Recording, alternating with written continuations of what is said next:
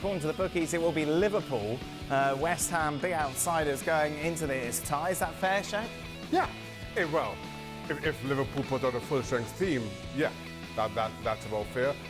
If they don't, which I'm not sure I expect them to, especially after West Ham knocked out Arsenal previously, they'll be up for this. Yeah, Liverpool aren't going to put out a full-strength side, are they? Considering they got Arsenal at the weekend. Bit of a hybrid again, some starting 11, some bench players that got some injuries. Do you play Nunez to give him a bit of oomph? Yeah, I do. What is it? No goals in 10 or something like that. Yeah. Lucky to stay on the field at the weekend. People might disagree with that, but if Michael Oliver is applying the laws that he did to Diego Dallo, then being booked for kicking the ball away and then applauding the referee directly after it meant he should have been red carded. So he needs to get his head back in the game, both in terms of his discipline, his mindset, and more importantly, his goal scoring. So I would play him, but I would imagine Davy Moyes will go strong with West Ham. For them, we know the way they'll play it. It'll suit their game. They'll sit in, they'll try and just soak up as much pressure as they can, and they'll try and hit on the counter-attack. They actually do it as well as anybody in the Premier League in terms of, they don't play in the front foot like most of the big guys. So if you're looking at a side that sometimes frustrates the fans by the way they play, but actually it's been very successful for them. Top their European group again. They're in the top half of the Premier League. They're in the quarterfinal of the Carabao Cup.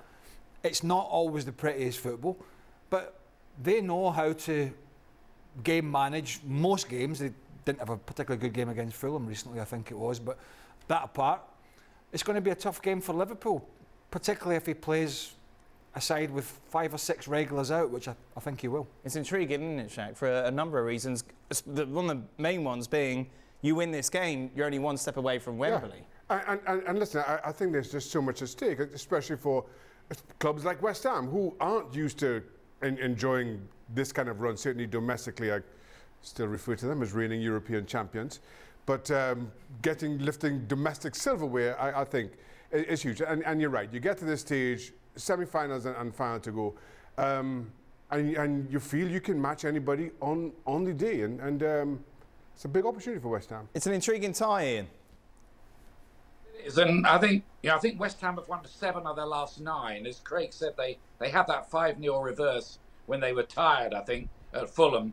But they've got a bit more of an X factor now. Lucas Paquetá is a really classy flair player, and Mohamed Kudus has been brilliant since arriving from Ajax. So they've got plenty, I think, West Ham, and they're capable, if Liverpool haven't got a full-strength side up, of making that interesting. Frank, if you're a Liverpool player, do you want to play tomorrow?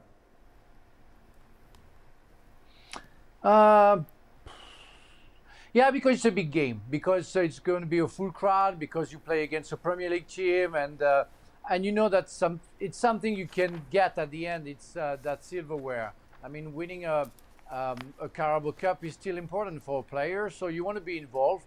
They are professional players, and as a professional players, you want to play every game. You want to be involved. You want to be part of it. It's your faith. It's what you want to be in, and I think all players are thinking like that way.